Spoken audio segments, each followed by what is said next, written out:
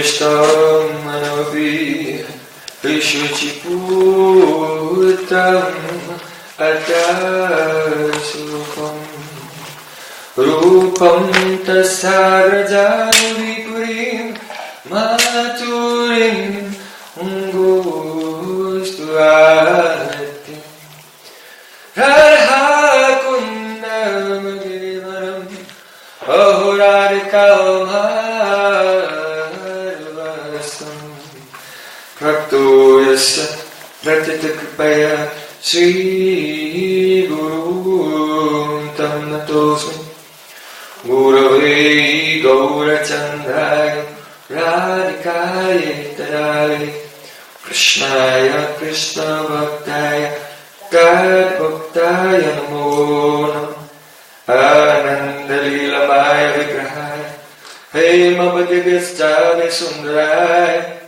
Tasmai Mahaprema Rasa Pradaya Chaitanya Chandraya Namo Namaste Chaitanya Chandraya Namo Namaste Chaitanya Chandraya Namo Namaste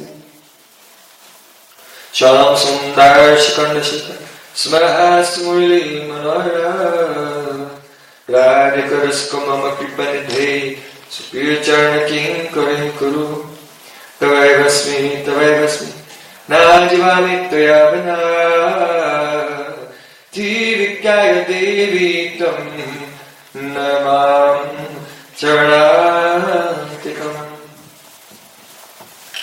First of all, I offer my Sastanandava Puspanjali, my heart like flowers, thousands of times, at the lotus feet of my holy master, my supremely worshipable spiritual Gurudev, Asmadya Paramaradhatava Guru Pada Padma, Nitya Lila Pravishta Om Vishnu Pada, Ashtotara Satra Sisiman, Rupanugacharya Vare, Sila Bhakti Vedanta Narayan Goswami Maharaj. Secondly, I offer my pranam thousands of times at the lotus feet of my Param Gurudev, to Srila Prabhupada and all of our Sri Rupanuga Gaudiya Guru Parampara.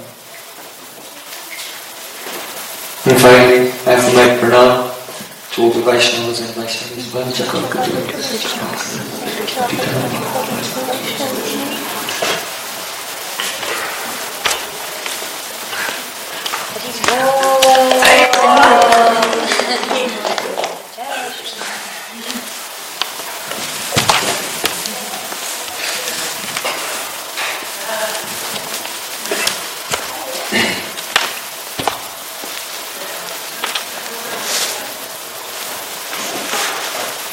The first time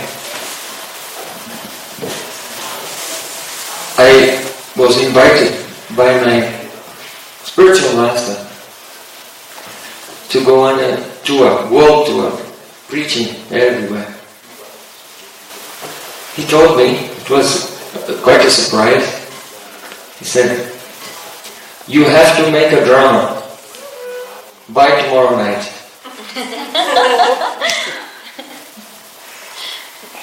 And this drama should depict the whole life of Raghunath Das Goswami. So I immediately began to sweat. And from various biographies and from Chaitanya Charitamrita, I began to furiously write the script. And then try to select the persons who will play the parts and acquire the costumes and some musicians for the soundtrack and all of these things. Within 48 hours it was ready. Just about. He told me, there should be teachings in it. So I decided that in the drama, I'll put in, as the drama is going along, I'll insert each of the 12 verses of Manashiksha, the teachings of Raghunath Das Goswami, to his own mind, about how to make progress in Raganuga Bhakti. So that would be embedded within the flow of the drama.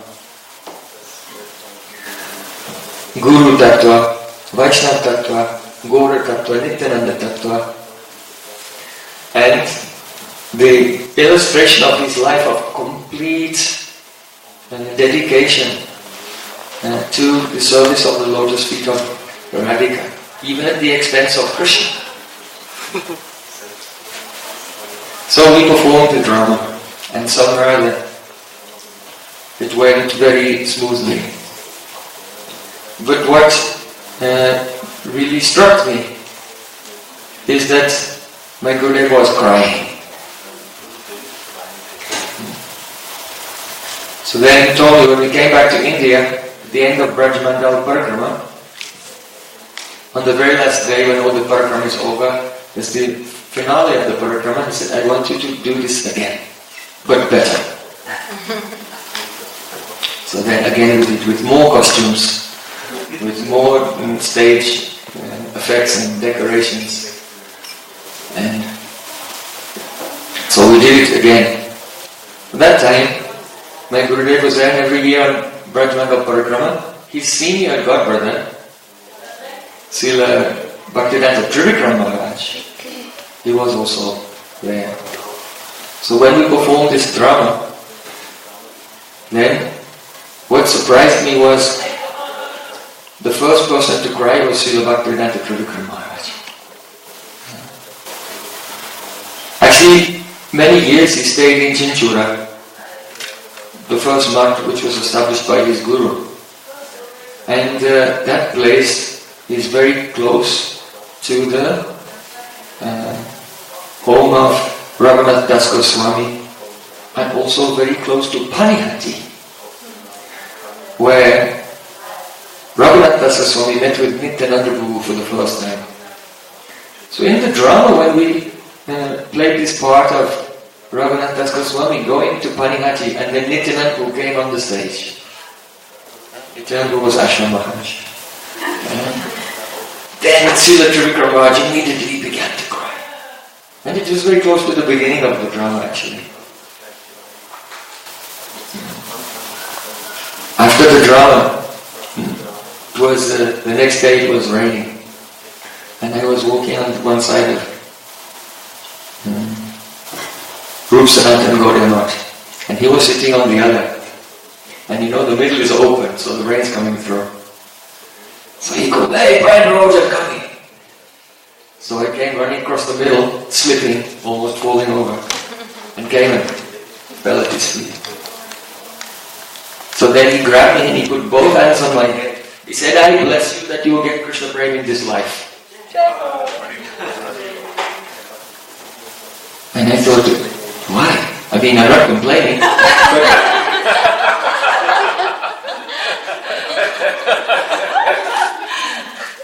Then he said, because of this drama. It was so wonderful. So I'm telling you it's why. So we can see how performing dramas is glorification of Krishna, of course, glorification of Chaitanya Mahaprabhu, but also Guru seva and Vaishnava seva.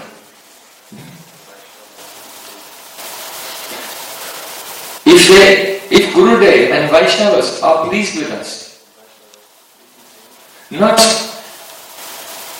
just because we did some worldly thing, but because their mercy was flowing uncontrollably, because the drama was uddipana, the stimulation of their innermost heart's desires. We see, because Srila Trivikram Maharaj's intense attachment to Raghunath Das Goswami, to that place Panihati, and the festival that was there, the flat rice and yogurt festival, and his attachment to Nityananda Prabhu, only by stimulating that he became mad.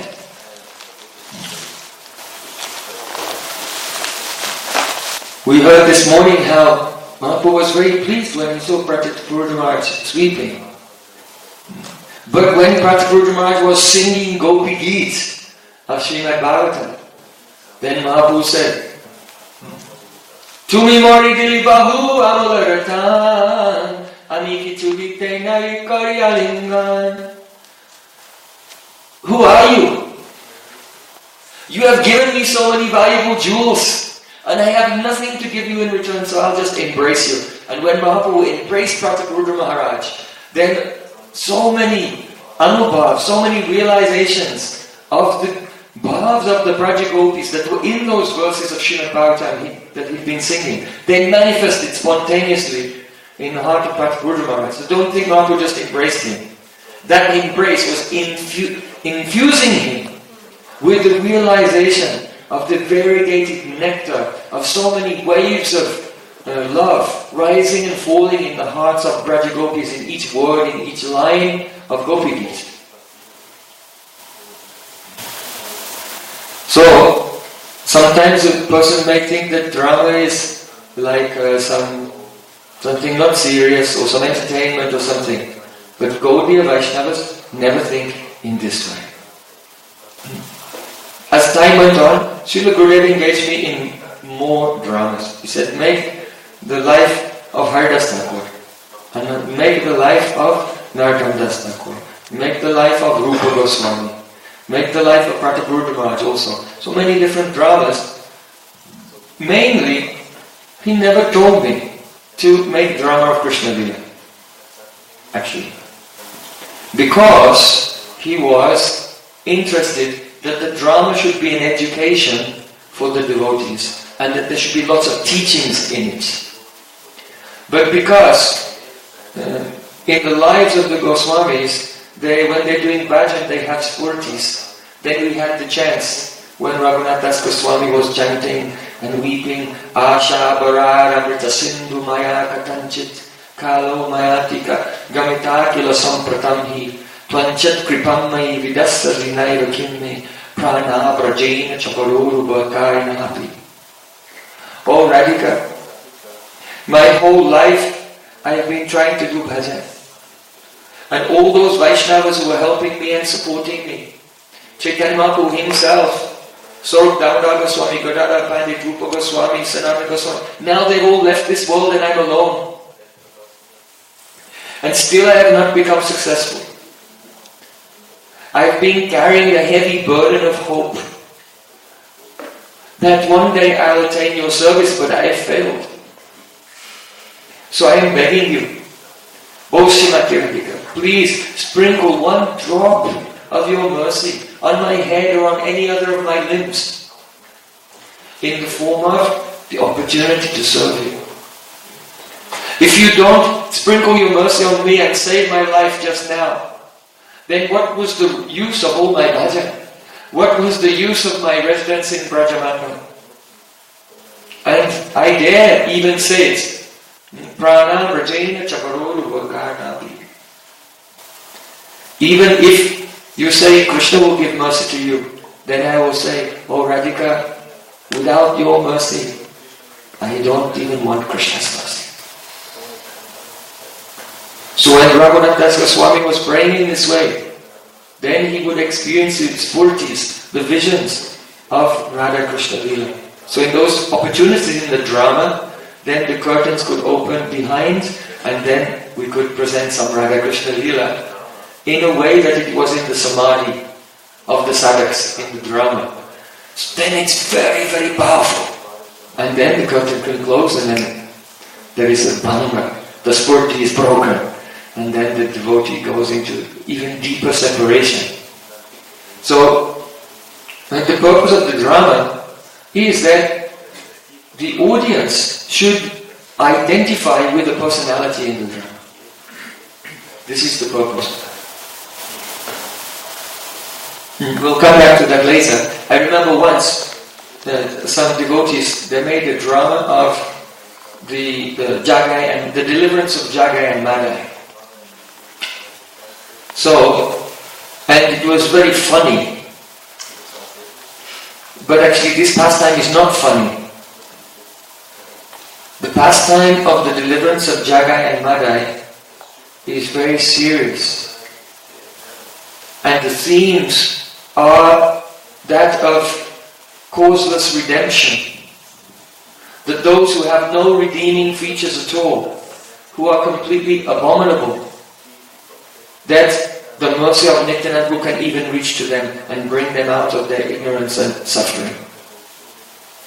And they can also be imbued with love of God, and after receiving that transcendental bhakti, then everything should be forgotten.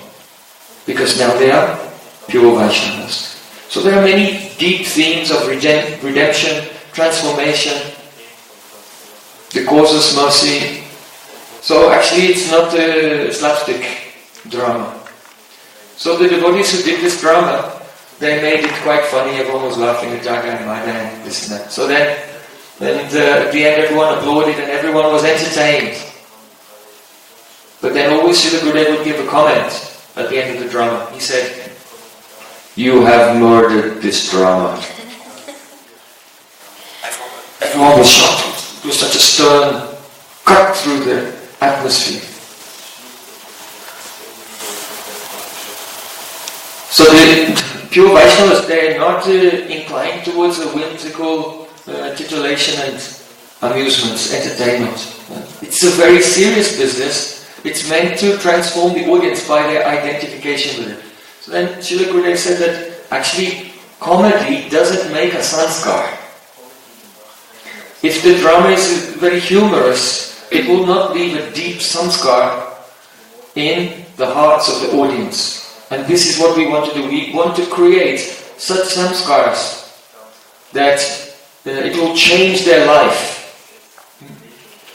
That there's a personality in the drama, some hero in the drama, who goes through so much self-sacrifice and faces so many difficulties and even fails, but then somehow in the end he becomes successful. So then all the devotees, they receive the samskar, the impression that we should continue with great persistence despite all difficulties, with a fire of hope burning inside, that in the end everything will become perfect by the mercy of Guru and Krishna.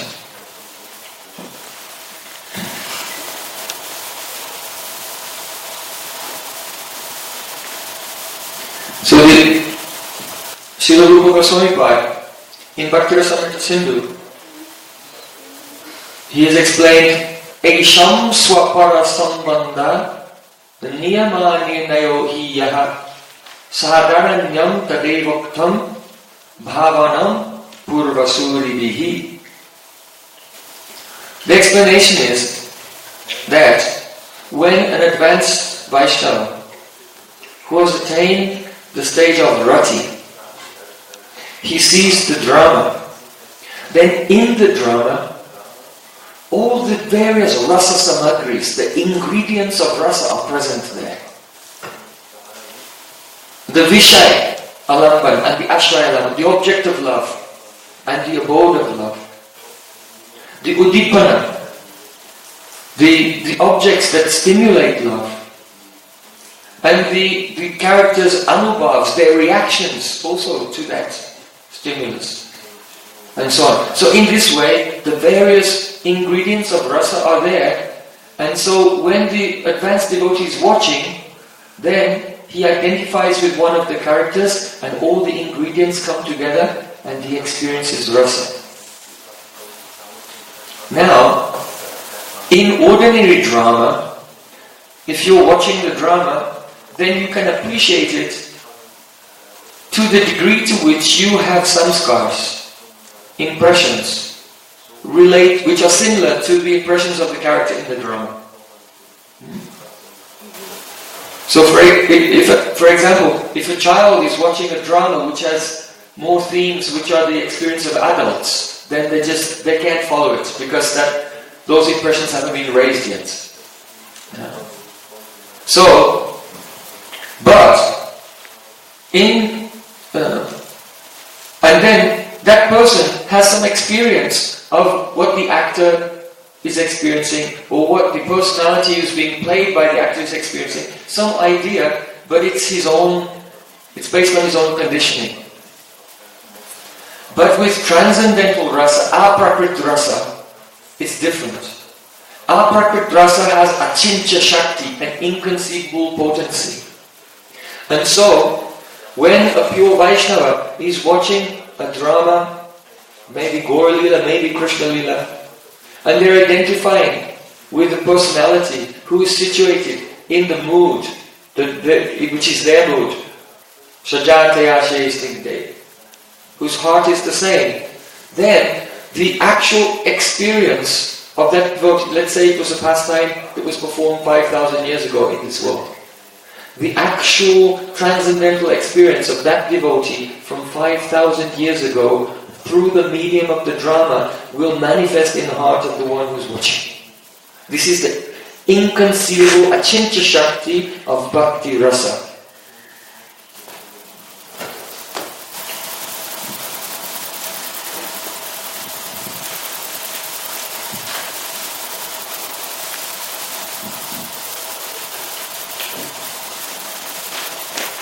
Yesterday we mentioned some of the occasions where Sri Chaitanya Mahaprabhu and his associates, they were relishing dramas together. Sometimes they would actually enact them out, and sometimes they would just hear the script. But because they're so advanced, when they're just hearing the script, then for them it's causing this project, they're actually seeing it. But one thing my Gurudev said once after the performance of one of the dramas, he said, this was not a drama, but actually Radha and Krishna and the Goswamis of Vrindavan actually appeared here before everyone's eyes. So,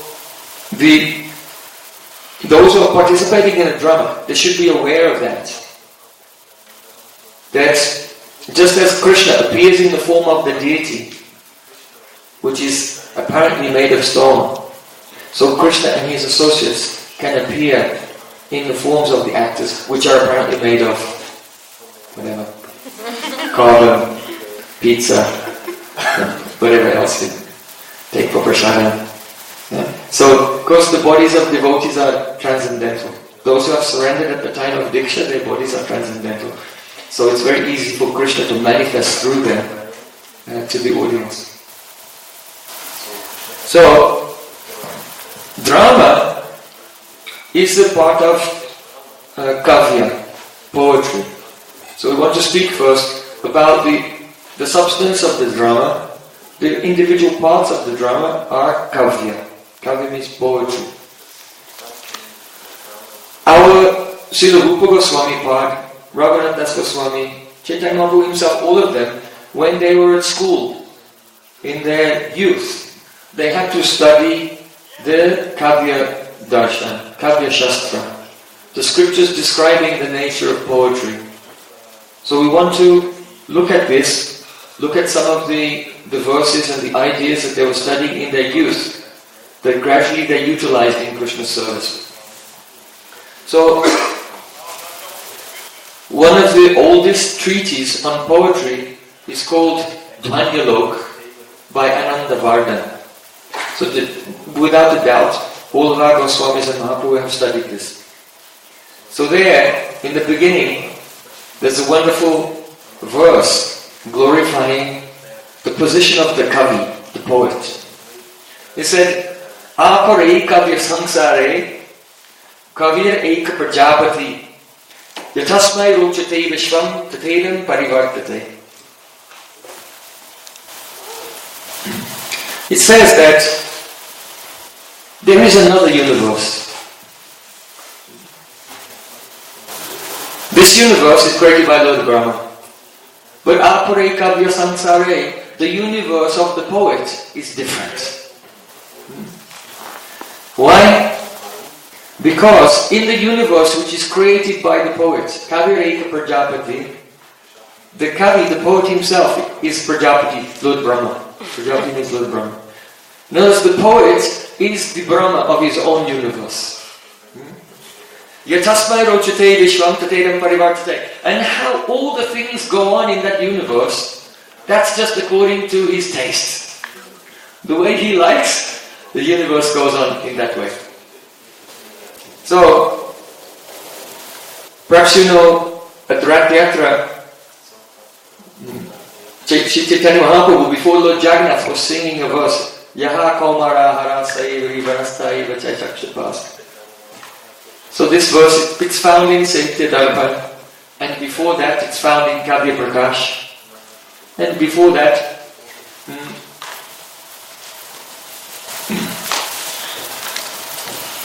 it was in another book called Shangadara Shangadara Padati. Shangadara Padati. Verse 3678. Not joking. So it's in Shangadara Padati. And so it's a very famous verse, but it's also found in Kavia Prakash. So Mahaprabhu in his youth he studied Kavya Prakash. That's written by Acharya Mamata, named Mamata Bhatta. So he was commentating on this verse of Dhvanyalok, Aparesa Kavya Samsari, that the poet is another Lord Brahma in his own universe. So he commented on that, but he wanted to extend it further, because that's the nature of poets. They always like to elaborate and outdo the previous poets also. So there, he explained, no. The Kavi, the poet, is superior to Brahma. He's not just the Brahma of his own universe, but he's superior to Lord Brahma in 4 ways. Niyati krita niyama rahitam, ladai kamayim ananya paratantram, navarasa ruchiram nirmitam, arati bharati kavera jayati. He's saying, all glory is to the poetry of the poet, which is niyati krita niyama rahitam. So first point, why the poet is superior even to Lord Brahma. Niyati krita niyama. Niyati means that when Brahma creates, then in this world there's a fixed sambandha, a fixed relationship between vastu, the substances, and their dharma. For example, a lotus flower smells very, very fragrant. It's very soft, it's very beautiful. But in the poetry of the poet, he can describe a woman and say her breath was like the fragrance of a lotus flower. Right? So you can go anywhere and do an experiment and say, you will not find a woman whose breath is like a lotus flower. But for the poet who is writing about a person who's in love, then everything becomes. The hero, he was as strong as Hanuman. No one's as strong as Hanuman. Hanuman can swallow the sun. Okay, let's see it. Can you do it? So in this way, the poets, they can break the laws of the relationship between substances and their dharma. So it's called Niyati Krita Niyama Rahita. In their world, there's no fixed relationship between substances and their dharma. They can superimpose anything on anyone. This is why the gopis say, Tava katam ritam tapta jivanam kavi-viditam kalasapam. Oh Krishna, your katha, your words that you speak, and the katha about you is being glorified. That it's like nectar, that it takes away all suffering from life. But who glorified it? Kavi-viditam, the poets. So poets always make stuff up. So we can never accept, because we have personal experience in our life, that when we listen to your words, now we're suffering like anything. And we were happy before when we were staying in our homes and serving our families, but because we listened to you, now we've lost everything, and even you have abandoned us. So Kavi-viditam, don't believe what the poets say. So another aspect of Niyati Krita Niyama, the rules and regulations of reality, is called Adrishta. Adrishta, it means unseen. So in the theory of Karma Kanda, your actions generate adrishta, some unseen force that unfolds and becomes your destiny in the future. So that is karma bandhana, the bondage of karma. But in the writing of a poet, even a human being, if he wants, he can make the human being go to heaven, visit heaven, look around, meet the apsaras, meet with Indra and so on, and then come back. But that would have been outside of the adrishta for ordinary person. The poet can write in such a way that the hero is surrounded by deadly dangers on all sides, and everyone knows now he'll die, but suddenly, miraculously, he escapes. So that can happen in the world of the poet, but in real life, he would just get killed.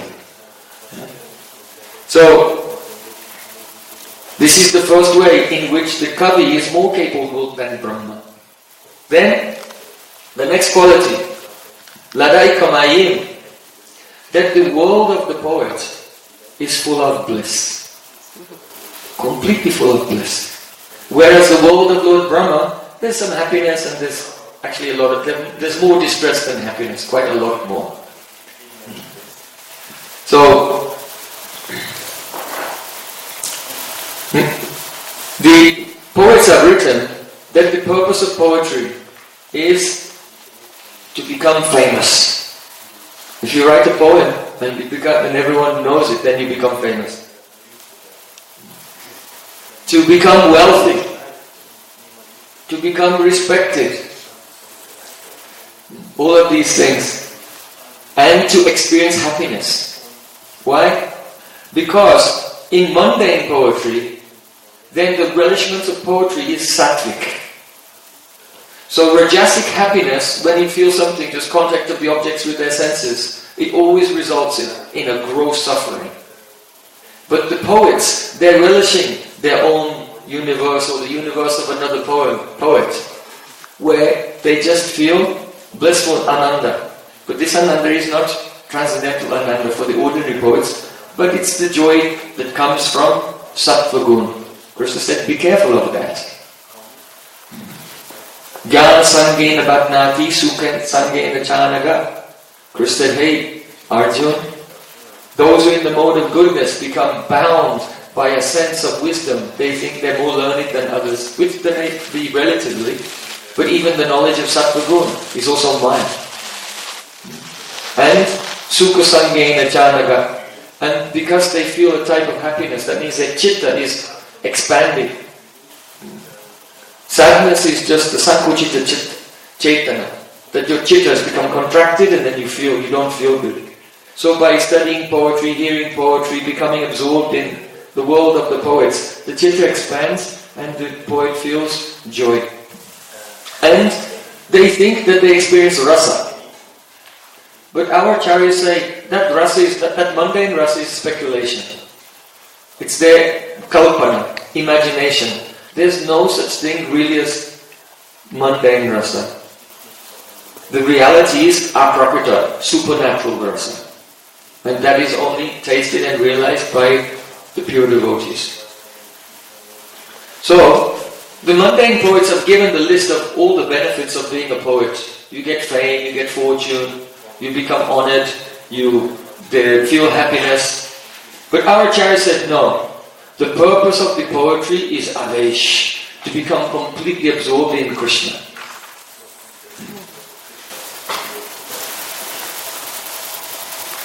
And this is why Srila Raghunath Das Goswami, Rupa Goswami, they've written literally hundreds of poems.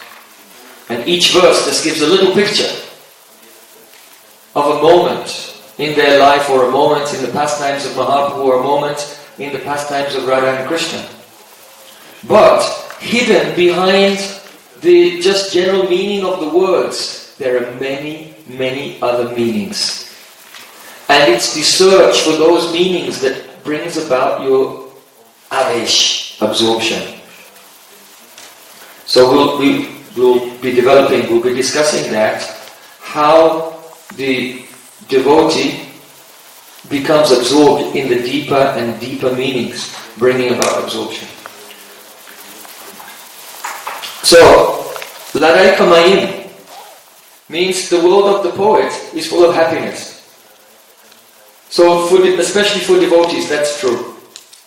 Why?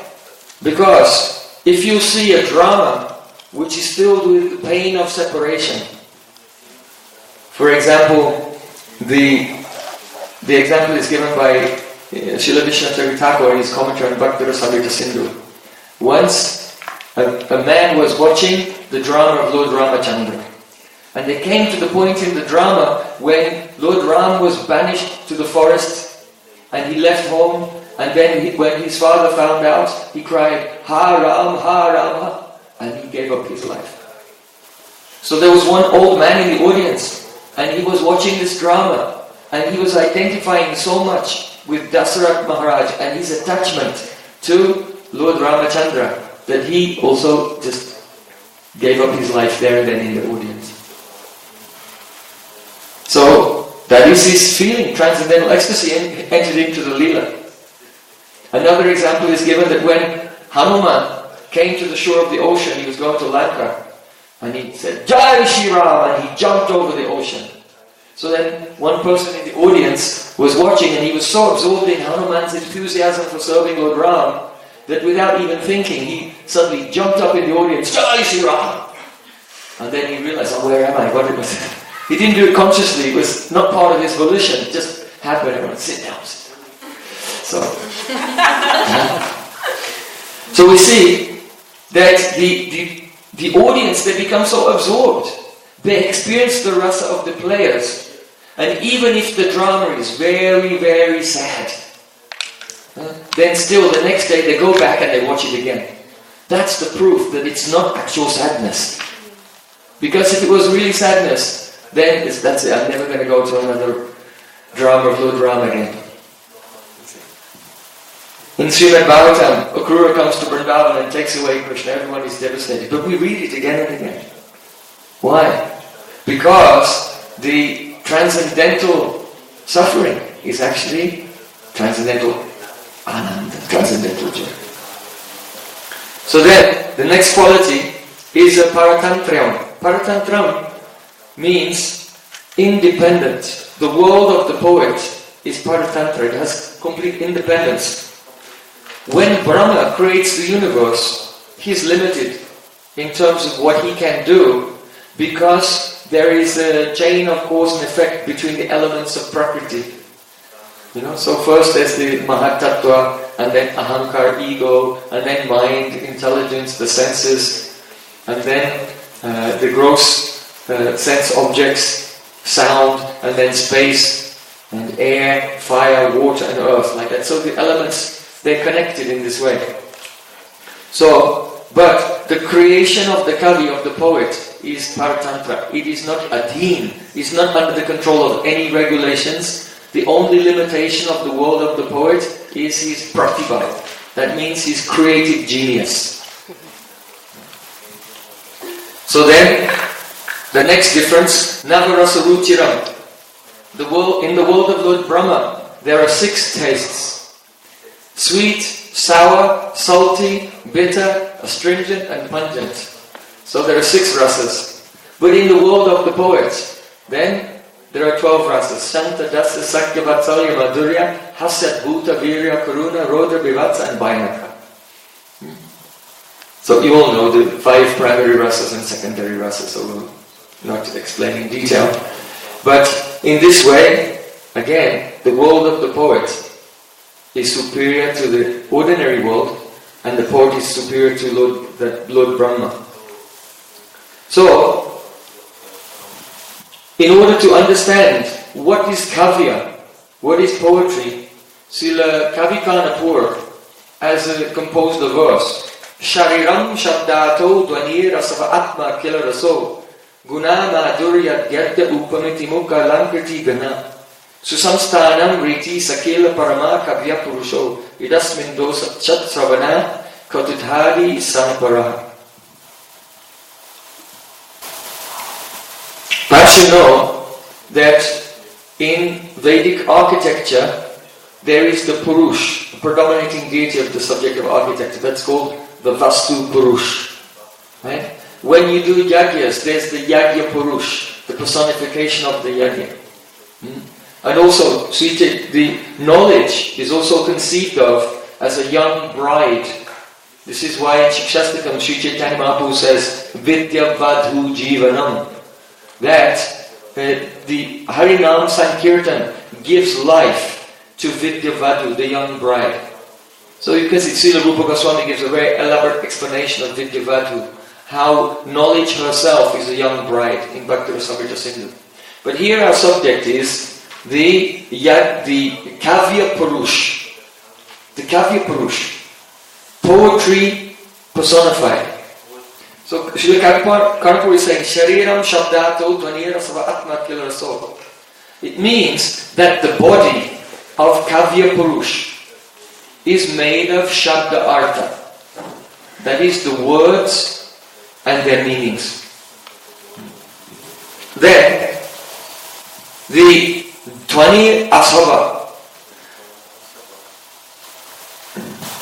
Upaviti Mukho Alankriti Gana. A body can be decorated with ornaments. So just as a person wears earrings, necklace, bracelets, ankle bells, waist bells and so on, so the Kavia-purush is also decorated with a Kavya Alankar. That means a literary embellishments. So there are so many different types of literary embellishments. We can give an example here. This is a very beautiful verse from the Alankar Kustuba, illustrating Alankars. Can everyone read it? You can repeat after me. Nava jaladhara dhama koti kama vatara. Nava jaladhara dhama koti kama vatara. Pranaya rasa yashora Sri Yashoda Kishora. Pranaya rasa yashora Sri Yashoda Kishora. Aruna daruna dhiro panga bangya kurangi. Aruna daruna dhiro panga bangya kurangi. Iva nikla krishandi rangini tom koyasi. Iva nikla krishandi rangini tom koyasi. Nava jaladhara. Nava means new or fresh. And a jaladhara, that means that which holds water, is a cloud. So Nava jaladhara means the fresh cloud. And dham means, dham can mean abode, it can mean influence, it can mean effulgence, has many meanings. So here it means the effulgence. The duty. So there's a person who's Navajaladhara Dhama, effulgent like a fresh rain cloud. And he's also Koti Kama Avatara. That means he's the incarnation of 10 million cubits. So in this world everyone is disturbed by lust, they become attracted to each other. It's very difficult for anyone to overcome the influence of Cupid. And that's just one Cupid, who's dealing with everyone at the same time. So we cannot imagine how beautiful this young man is, that he is Koti Kama Avatara. He's like the incarnation of 10 million cupids, give or take a cupid. In poetry it's not like mathematics. So Koti literally means 10 million, but it's just signifying just so many that you can't count. Right? So, and he is Pranaya Rasa Yashora. Yashora means he gives fame to the Pranaya Rasa, the mellows of love, wherein the lover and the beloved, they feel such confidence in each other that they feel as if my body and your body are one, my senses and your senses are one, my mind and your mind, my heart and your heart are one. That is Pranaya Rasa. And he makes that Pranaya Rasa famous. So is Pranaya Rasa Yashora. Now someone may ask, who are you talking about? Then the answer comes, Sri Yashoda Kishora. Or the young adolescent son of Mother Yashoda, Krishna himself. And what is he like? Arunadaruna Dirga. Arunad means stopped, blocked, trapped. Cannot escape. Aruna. And Aruna means reddish. Dirga Apanga means, Apanga is a glancing, his glancing eyes which are dirga, very long. So dirga netra pankajam. And they are reddish in the corners. So that's the Aruna, Dirga Bhanga, and the Bhangya means the posture. Just like your body can have a posture, so your eyes can also have a posture. That means they're very expressive. So here it means this son of Yashoda has very expressive eyes. And Kurangi means deer.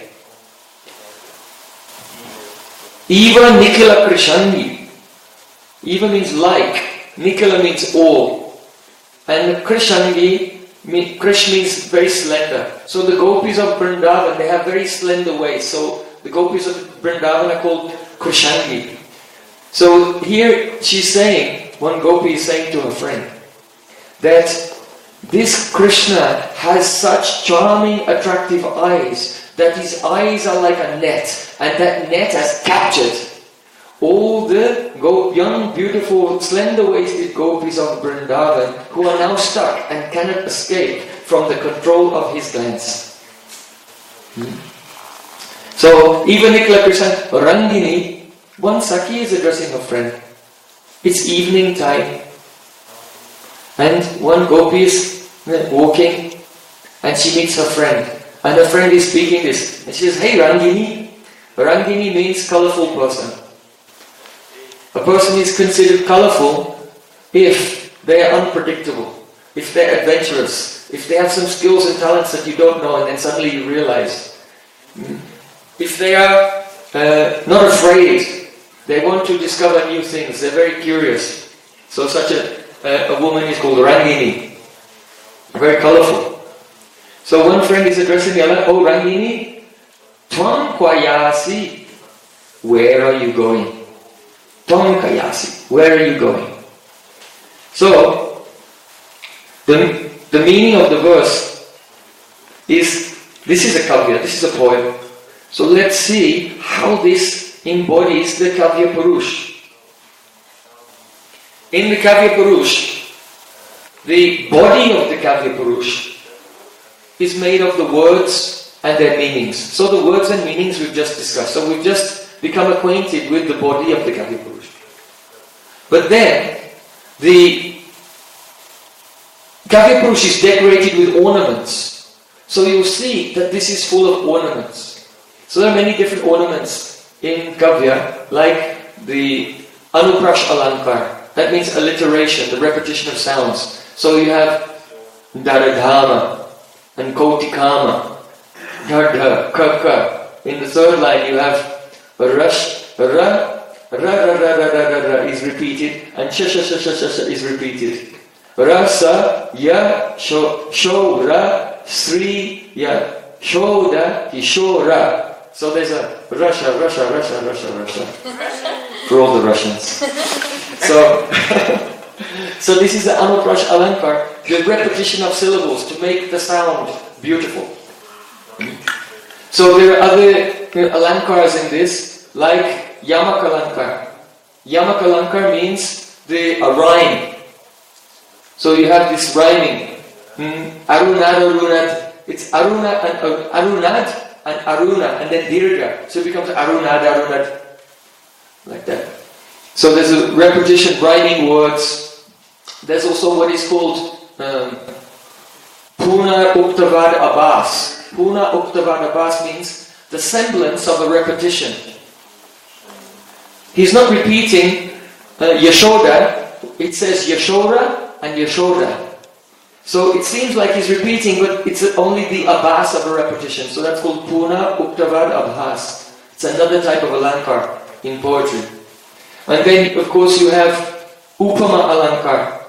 Upama Alankar means a simile, when one thing is compared to another. So here you have Kurangi Eva Nikila Krishangi, that all the gopis of Vrindavan are like deer. So this is a simile. But though it's not said that Krishna, his glance is like a net, but it's just said that these deer have been caught in the glance of Krishna, so that's called Rupa Alankar. That's not that's a metaphor. So Upama Alankar is a comparison, a simile, where it's directly stated Eva. It's just like this, and then the metaphor is implied that if Krishna's eyes are catching them, then they must be like a net. So that's called Rupak Alankar. So you can see here that the Kavi-poet, whose body is made of words and meanings, is now beautifully decorated with all these Alankars.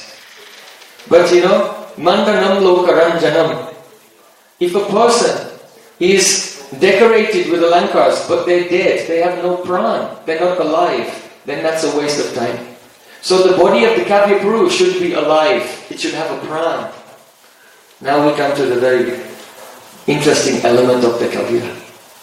What is the pran of the Kavi-poet? That is called the Dhvani. Dhvani means Vyanga or suggestion. Vyanga, Dhvani, suggestion. So the reason it's called the suggestion is called Dhvani. Dhvani means the reverberation of sound. Just like, you know, at the end of a kirtan, what do? Jai Shishi Guru Garanga Gandhavati Girai Shishi Arjuna Bihari Sila Gurudev Ki Jai, From Gurudev Ki Jai, Vrindavan Dham Ki Jai. So that's called Prema Dhvani at the end of the kirtan. Prema Dhvani. It means that after the kirtan, when the power of non-sankirtan struck, and then afterwards when the kirtan ends, but then the waves of love keep going. Prema Dhvani. Jai, glories to Gurudev, glories to Mahaprabhu, glories to Vrindavan. So nice. So Dhvani literally means if you have a bell and you take a hammer and you strike the bell, boom. So then there's the initial strike, the striking sound of the hammer, but then the bell goes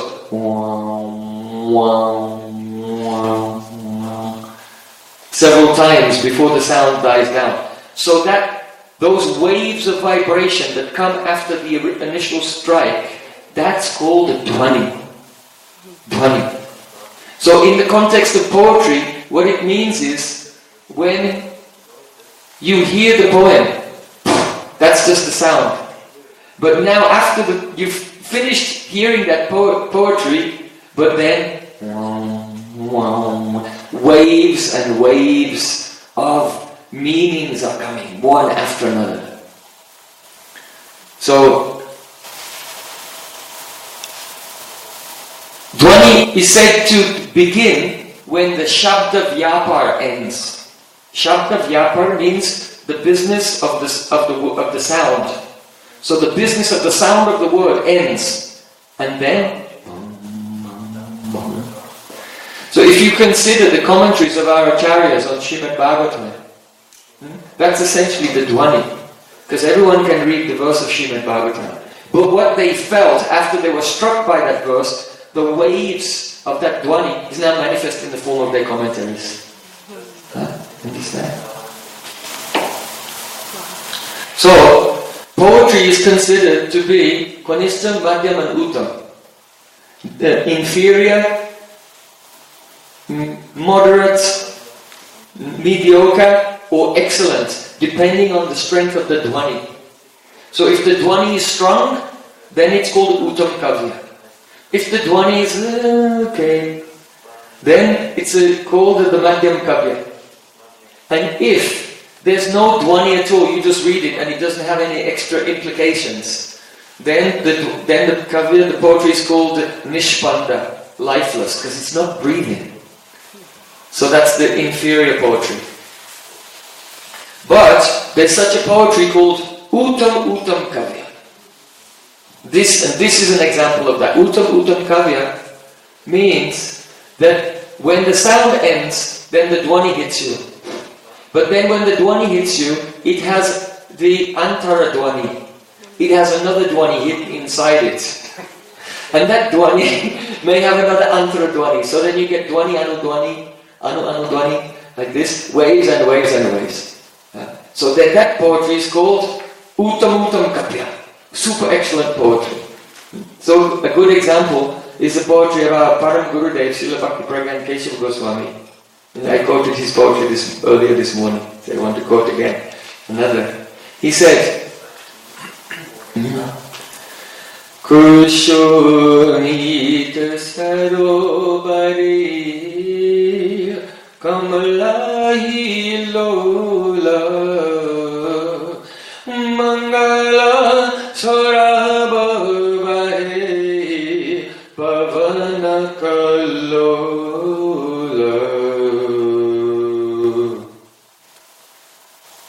He's saying that in the early morning, Radha and Krishna wake up in a kunj in Vrindavan. They're awakened by the sound of cuckoos and peacocks and parrots singing here and there. And it's a bittersweet moment because they know that just now we'll have to quickly return to our homes before the people begin to move around in the town and they realize that we've been missing for the whole night. But at the same time, the pranay that they feel, the oneness they feel with each other is so intense, it's very difficult to part. So at that time, they may again embrace each other and engage in beautiful loving pastimes. But Param Gurudev is not describing that. He decides to describe Kushumita Sarovare Kamala Hilola.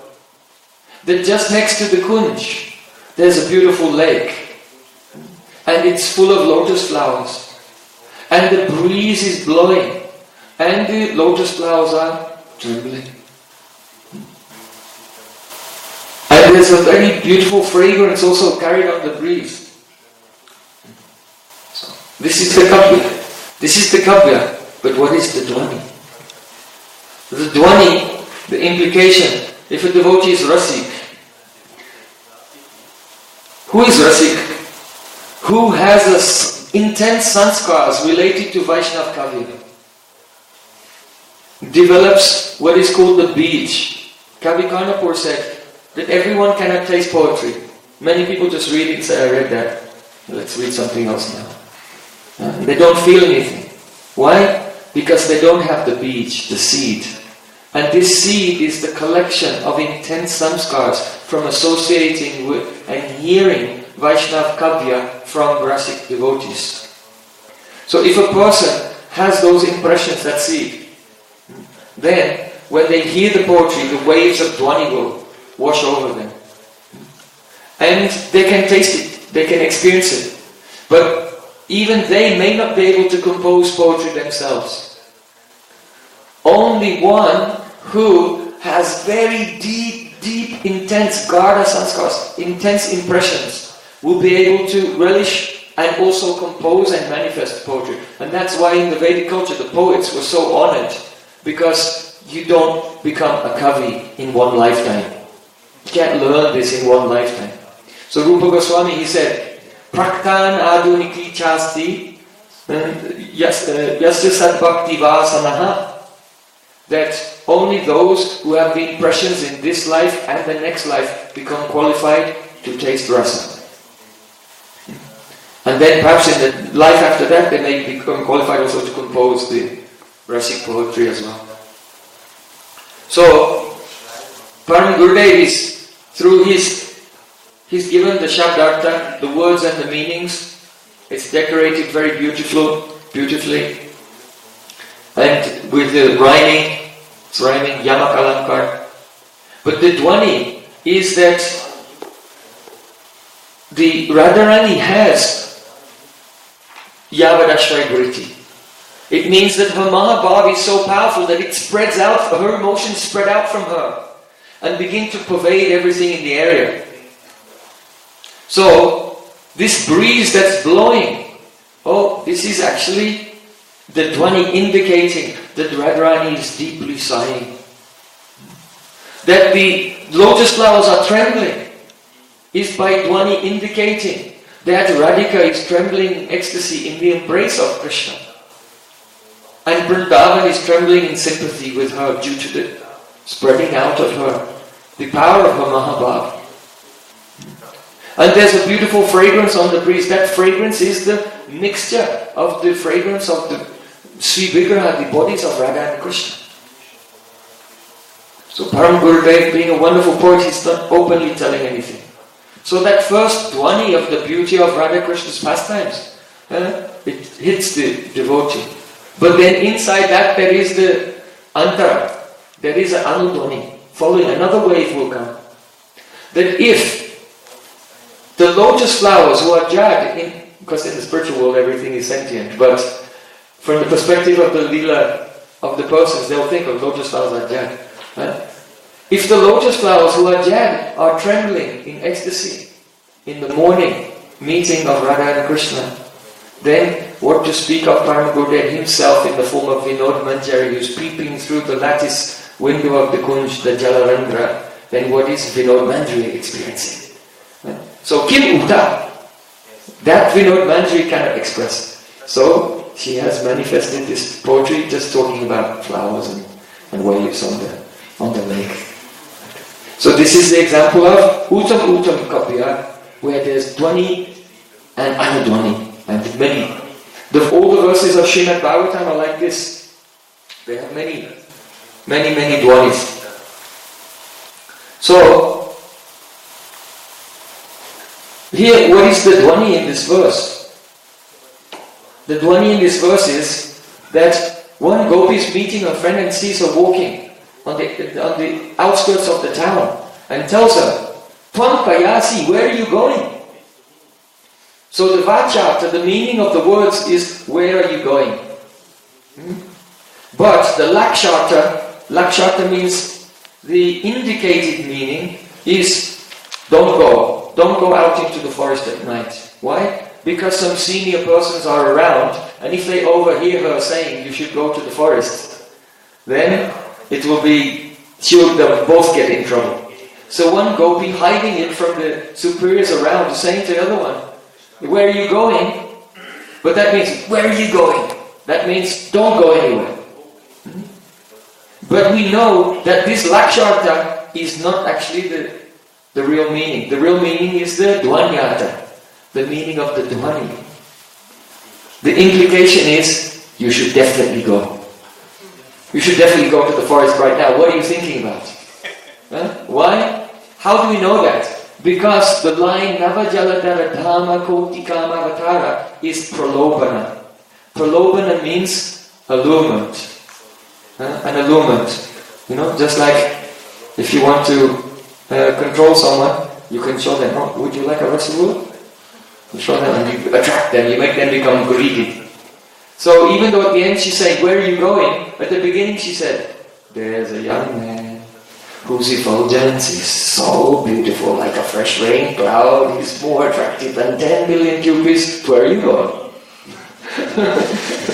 So does it mean where are you going is the Vacharta?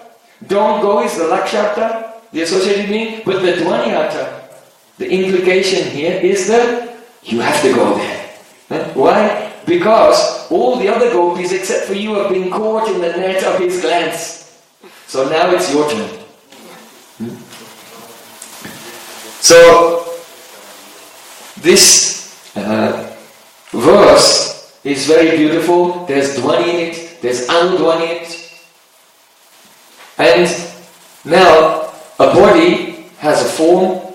So the body of the Kavya Purush is Shabda and Artha, words and their meanings. It has Alankars, decorated with ornaments. It has Pran, that's the Dhvani.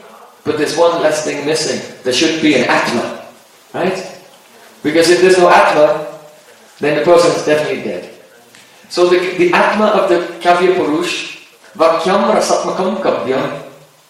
Kavya means those statements whose Atma, whose soul is Rasa. So there should be Rasa as well. So there's very great Rasa here. Obviously, the Vishaya Alamban of the Rasa is Krishna. The Ashraya Alamban are the two gopis, both of them. They're discussing the Uddipanas in the form of all the qualities and the beauty of Krishna. And indicating his pastimes, how on previous occasions, obviously we can say that the gopi who is speaking by Dhvani, she's admitting that she's got caught in that net. And she's trying to get her, misery loves company. She's trying to get her friend also caught in the net of Krishna's glance. So you have two Ashraya Alambans here of Madhurya Rasa, and it's not only Madhurya Rasa, it's Parakiya. Because she has to speak in such a way that those who are hearing won't understand what she's saying. And therefore, the Atma of the Kavya Purush is Rasa, and everything is present there, so this Uttam poetry. So, it's 12 o'clock. I'm just starting. What to do?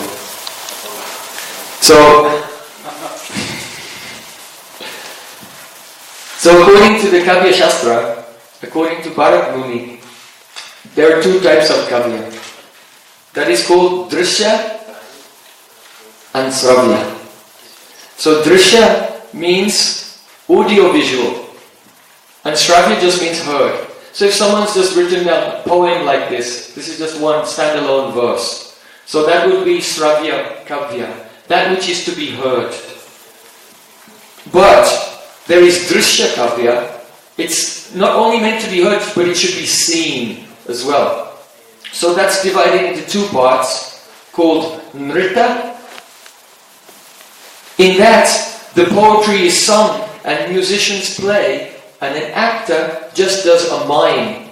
Mimes out, so that is Nrita. Mimes out, expresses by dancing the meaning of the poetry which has been expressed in music. So it said that Chaitanya Mahaprabhu, when he was absorbed in kirtan, he was like that. He used to become absorbed and mime out the roles of the poetry. And then the other type of Drishya Kavya is called Natya, and that is drama.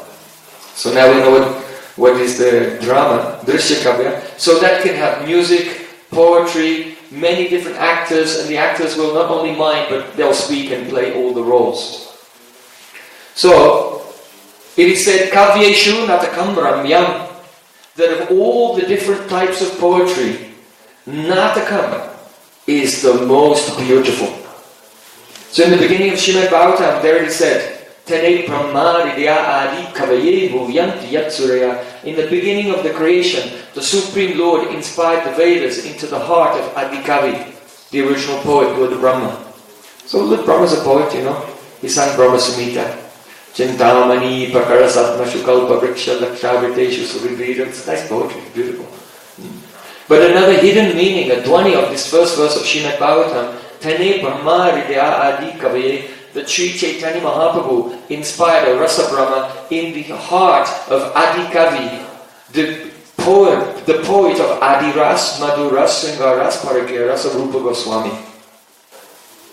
So because Srila Rupa Goswami is Adi Kavi, the original poet of the Adi Rasa, therefore his poetry cannot just be the Sravya Kavya, but he is manifested Natya, that it should be fully manifested with color and costumes and music and all the actors. And so in this regard, Rupa Goswami composed Dan Kali Komedi, Vidagda Madhava and the Lit Madhava. And each one of them has specific purposes to give us specific experience. Now, he composed it in a very, very astonishing way, because Bharat Muni and other poets, they have given all the different ingredients that should be present in a drama, and in what way they should be combined together to develop the plot, the stages of the development of the plot, the stages of the development of the psychology of the primary hero and the secondary heroes as well. And then how these combine together to make the different acts as well. So Rupa Goswami himself took that theory of drama, and then he fully illustrated it, but with transcendental drama of the pastimes of Radha and Krishna. How did he do it?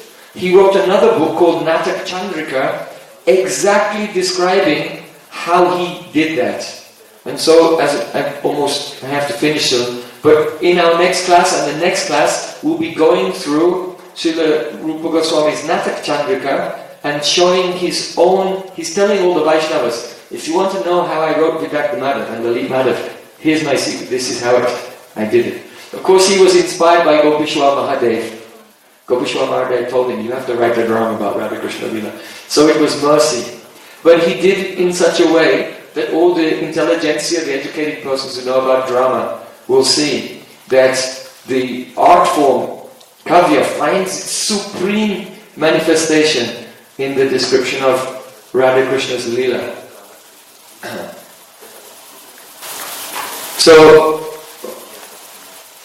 the writing of Bharat Muni is quite important, and our acharyas have taken so much from him. In fact, in Lalit Madhav, Rupa Goswami said that Purnamasi Devi composed the drama about Radha Krishna Lila, and she gave the script to Narad Muni, and then Narad Muni went to Gandharvalok Because you need some good actors, singers and dancers, right? So Narad Muni went to Gandharvalok and he recruited a troupe of players and he trained them in this drama, and then he brought them to Dwarka, and then they were performing this drama to give Krishna solace from, because it was about Vrindavan Lila, solace from his separation from Vrindavan. So Rupa Goswami there, he writes that before Purnamasi composed her drama, she first offered prayers and bowed down to Bharat Muni. And then she wrote it. So I'm just giving you some idea about Bharat Muni. But we can't say that Bharat Muni is right about everything. You know, even Krishna speaks about Bharat Muni. He said that, what is that? Dohara jai samurasa Bharat Muni mani amara brajera rasa seho nahi mani. Krishna said, Bharat Muni has said, when lover and beloved meet, at that time they both enjoy equally. But I think Bharat Muni doesn't know about my Braja. Because when I meet with Radharani enjoys thousands of times more than me. So the theory of Bharat Muni goes so far, but it fails when it comes to explaining about the Braja Rasa. And therefore, Tene Brahma Adi Kavaye Uyanti Yatsura. For Braja Rasa, Chaitanya Mahaprabhu had to inspire Rupa Goswami to reveal its true nature. So we have to finish there because we have to stick with the program. Srila Rupa Goswami Pada Ki Jai, Gaur Premanande. Are there any questions?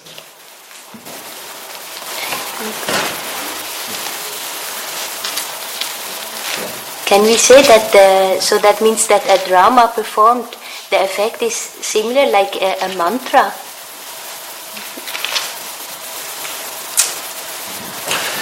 Can you say that a drama is similar to a mantra? Well, that's very interesting. There's a very elaborate discussion in Kavi Kanapur's Alankar Kaustuba, where he said the cause of Dhvani is sport. Dhvani is actually a spurti.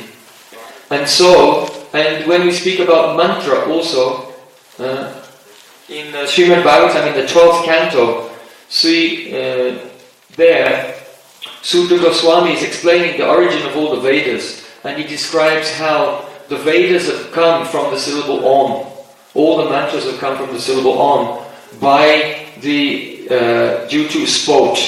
The sport, there's an inherent power in the mantras, and when someone takes shelter of the mantra, the deity of the mantra, then it causes sport. So the anubhuti, the realization of a mantra, and also the realization of the meaning of a poem, a transcendental poem or a drama, they're both relished in the same way on the basis of the sport. So there's a very elaborate discussion of that in the early chapters of Kavi Kanapur's Alankar Kaustuba. So in that way they are similar. In that respect. Any other question? No? Yes. I just have the question. You spoke there, this Laksharte, Dhvanyartha, what was the first? Vatsyartha. Vatya means that which is spoken. So Vatsyartha means the meaning of the words as they are spoken. Lakshartha is what the person is indicating. And then the Dhvanyartha is the Dhvani. What is actually the deep implication of what they really mean to confer upon the other person. Because the young gopi, she'll understand it because she's Rasik. But the mother-in-law is not so Rasik, so she'll not understand that meaning.